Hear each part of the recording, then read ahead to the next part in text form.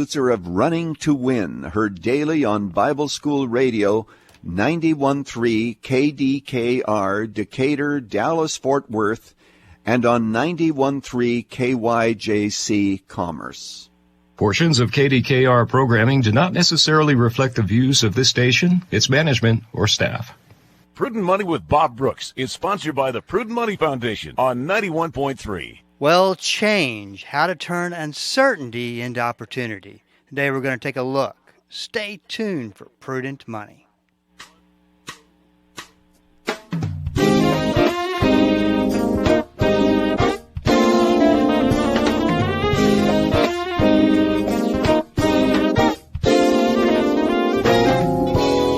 Good afternoon, this is Bob Brooks, and you are listening to the Prudent Money Radio Show. Thank you so much for joining me today. You know I do appreciate it.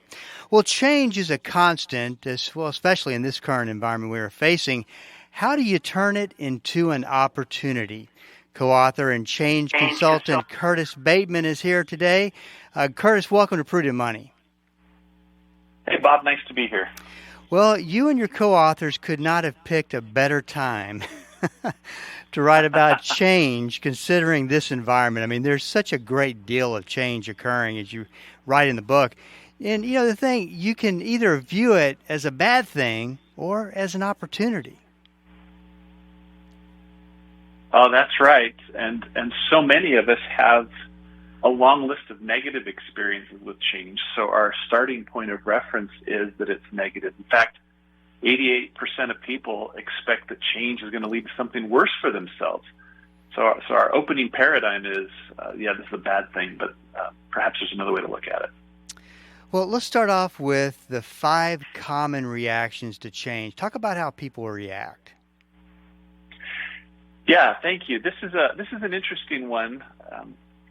When we've looked at change over the last 20 years, we've noticed this very consistent set of reactions. Of course, there's more than 5, but the 5 are the most common reactions we see with individuals when they start to experience change. So the first one of the 5 is a reaction called move. And this is an individual who thrives with something new. Perhaps they were bored. Perhaps they were looking for something different. And so there's a level of enthusiasm that emerges as a change is introduced. That doesn't mean they're prepared or equipped. Just means they're enthusiastic. Then there's minimize. A person that tends to minimize is realizing, this is going to happen, but they try and do the least amount possible with the change. Resist says, hey, I've seen this before. I'm going to push back against it. I don't like change, and does everything possible to really hold back and push. Then there's the 2 twins, quit and quit, and they tend to find a reason that the change doesn't work for them. And so one of them will opt out of a change and walk away from it.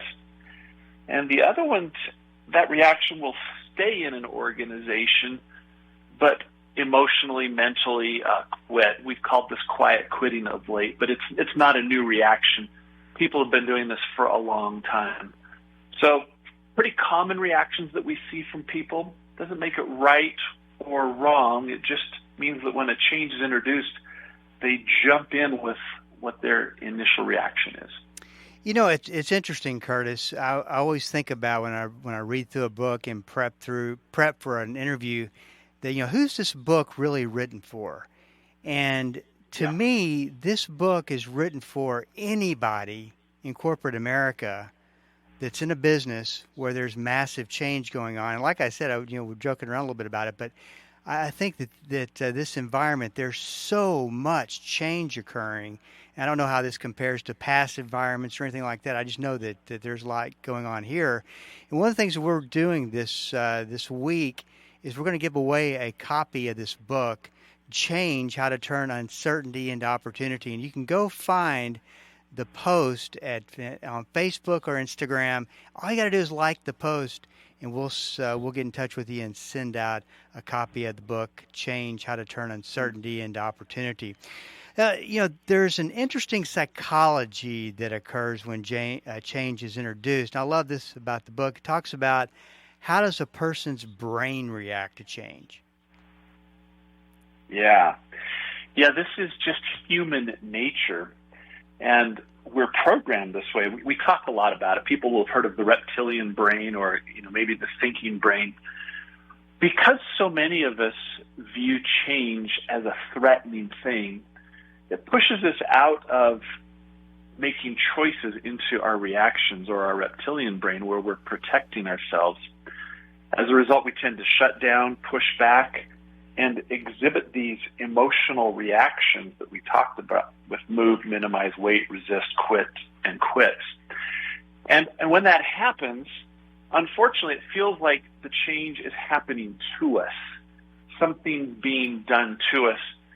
And it moves us away from this really productive space where if we can stay engaged with the ability to choose, then we can work on creating different outcomes rather than just having the change happen to us. So moving from a reaction or a victim of the change to a more proactive, making choices around how I choose to engage with the change as an individual or as a leader in an organization. Well, in the book, you write that there is no single best way to react to change. It's all about context and choice. Each reaction may be right in any given context. Talk a little bit about what you mean with that sentence. Yeah, I think my observation, our observation over the years is that as an individual, I might react to change with skepticism, so I wait to see what happens. And what we're saying is our default reaction, our default emotional response to change may or may not be the right one. So rather than just resting on that reaction, having some intentionality that says, what is it that I understand about this change? What's really happening? Why is it happening? And what is the potential impact on me? Or what potential impact could I have on the change? And as you just breathe and give yourself a minute to think through those questions, and then choose what's the right reaction, what's going to get me the best outcome, we can just insert a little bit of space between the stimulus, the change, and our reaction. We already start to shift the power of the change happening to us and shift it towards us making choices about the change, and where it could be good, where it could be something we can influence, or maybe something we choose not to be part of, but giving ourselves space to make a choice rather than just going with our default reaction. So we're hoping to help people see as they read through that story that you've seen, Bob, in chapter 1, the parable about the ship and the crew. Now, Curtis, from a leadership standpoint, you would think that, a leader leads the change. The leader is in charge of everything. Yet, what you write in the book, though, is interesting. A true leader's job might actually be different than that. So how does a leader adapt and help his or her people adapt and succeed? Yeah, there is an expectation placed on leaders that they'll just make the change happen. Usually when a strategy is released or some kind of change is announced by a company, the organization turns to the leaders and says, make it happen. And that often leads to, I'm going to walk through a process or a checklist of things I want you to do. But from a leadership point of view, that starts to fall short because the biggest tool, the biggest resource that we're using for that change to happen is our people. And when we treat them as just a checklist or a resource that we have to organize and make it happen, then we start to lose the engagement. And when we lose the engagement of our people, everything is about resistance and pushing and fighting and tugging to make it happen. Where if we can start to shift our paradigm as a leader and say, how can I help my people engage in this process and allow them to be an active part of it? So shifting from process to people, what it does is it starts to create engagement, alignment, and activate the creativity because people don't feel like it's just being done to them. They feel invited into the discussion, And as a result, they make a contribution, and it's easier to line up and engage with the change when they feel like they have a voice in the whole change process. This is Bob Brooks. You are listening to the Prudent Money Radio Show. I'm talking to Curtis Bateman about a great book called Change, How to Turn Uncertainty into Opportunity. If you want to enter in for a free giveaway, we're giving this book away this week. Just go to Facebook or Instagram and like the post, and we'll get you taken care of. That's all. And you can also get more information at the website, prudentmoney.com. Now, what do you do as a leader when change fails? And that's got to be a tough one. Well, it is tough, and it happens all too often. Both our data and independent data from Harvard and other studies show that as many as 75% of change initiatives fail to reach their intended outcome, meaning they didn't get us where we wanted to go. We might have made some progress, we might have made our way through it, but we really didn't end up where we wanted to go. That has some real consequence. One of the consequences, of course, is the change was introduced because there was a need for something different or better to emerge in the business. And as a leader, that's really difficult because we're not delivering on the outcomes that are expected of us. The other thing that happens is it leads to our employees having this ongoing bias that change is just a difficult thing that never yields a good outcome. Employees expect, our data shows 72% of employees believe the change will lead to something worse for the organization. So there is this starting paradigm that most changes live in that space of failing to reach its intended outcome. So what do you do as a leader? Well, I think you have to realize why it's failing. Leaders are the fulcrum of change. They make all the difference here. And so as a leader, you have to pause and reflect and understand what's my role in it and how can I do something different. And in the process of doing something different, I can learn some change skills, some leadership skills to help guide the next change to a much more successful outcome. But it requires getting better at what we do. So talk a little bit about from the employee standpoint, because as you say, the statistics would say there's a lot of failure that goes along with change. How do you as an employee, maintain the right attitude and the look in looking at this change that's happening and turning it into an opportunity? Yeah. Well, this is a skill that everyone can develop. There is a predictable pattern that changes follow. And as an employee, when you recognize the pattern that's taking place, you can start to see where you are in the journey and how it's impacting you. You can start to recognize in each stage of the change process, what am I thinking, feeling, and doing? And by raising that awareness of what's going on, rather than just this ambiguous, unclear change thing is happening to me, if you can realize, oh, we're getting ready for a change to start, or, oh, a change has been introduced and I'm in a state of disruption, or we're starting to really implement the change and it's hard, and this is where we have some missteps and some points of failure, or we're really coming towards the end of a change, what else can we do to create some extra value from it? When you realize that there's this predictable pattern, you recognize and discover how to determine where you are in the pattern, then there's some very basic skills you can learn to use that will help you. What that does is it pulls a large amount of the consequence away from the change just happening to you and giving you as an employee the ability to be a proactive actor in the change rather than a reactive passenger in the change. You know, Curtis, I like how you and your co-authors take things to a different level when you talk about developing a culture of change. How do you change a company's mindset to a mindset of an expectation of change? I hope that makes sense. Yeah, it does. I think there are probably three basic levels of organizational change capability. One is, when it happens to us, hold on, here we go, this is not going to be good. And a lot of leaders and organizations find themselves there. The second level would be we have some change capability. We've seen it before. We've developed some strengths and some leadership skills with it.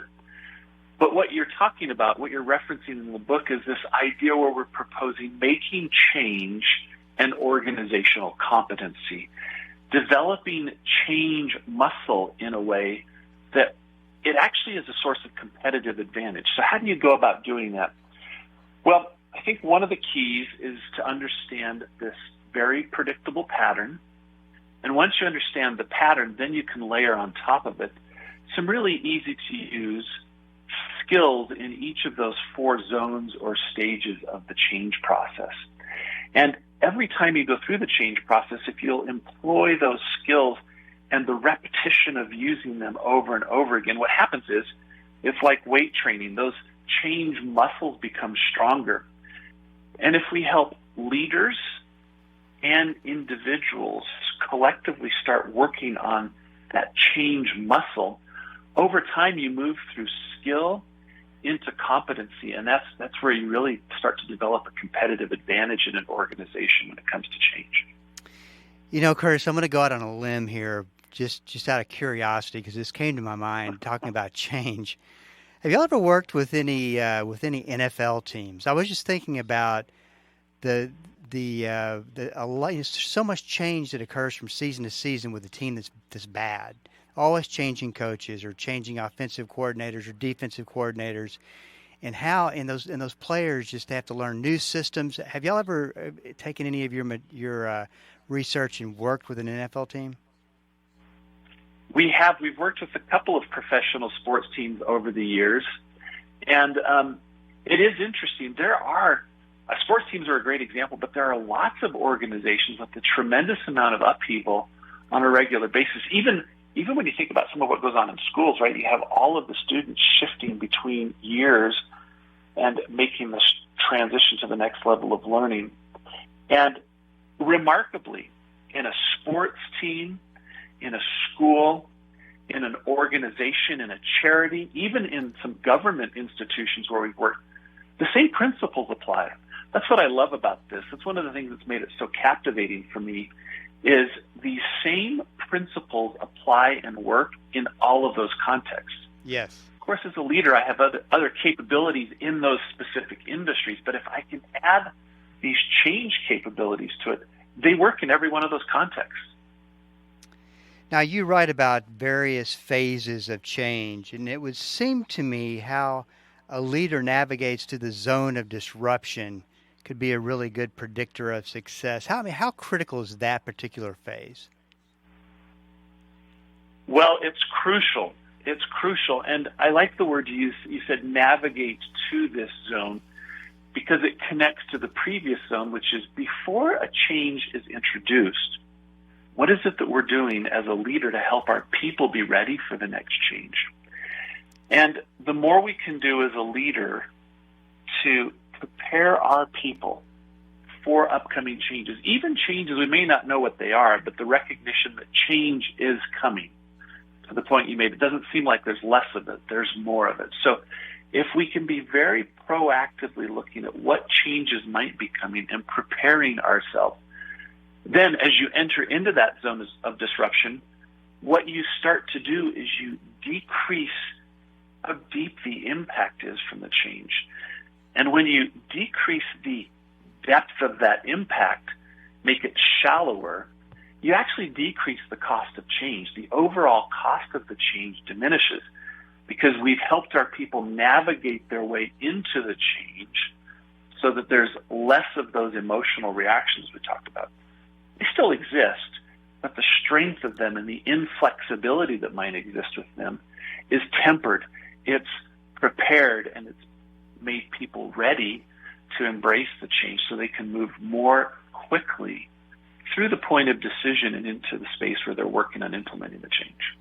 This is Bob Brooks, and you are listening to the Prudent Money Radio Show, talking to Curtis Bateman about a great book called Change, How to Turn Uncertainty into Opportunity. If you want more information, you can go to franklincovey.com and look, and also just check out all the rest of the information they have on that website. It's a great company. I've followed Franklin Covey for a long time, Curtis, and I've always appreciated what you guys have done there.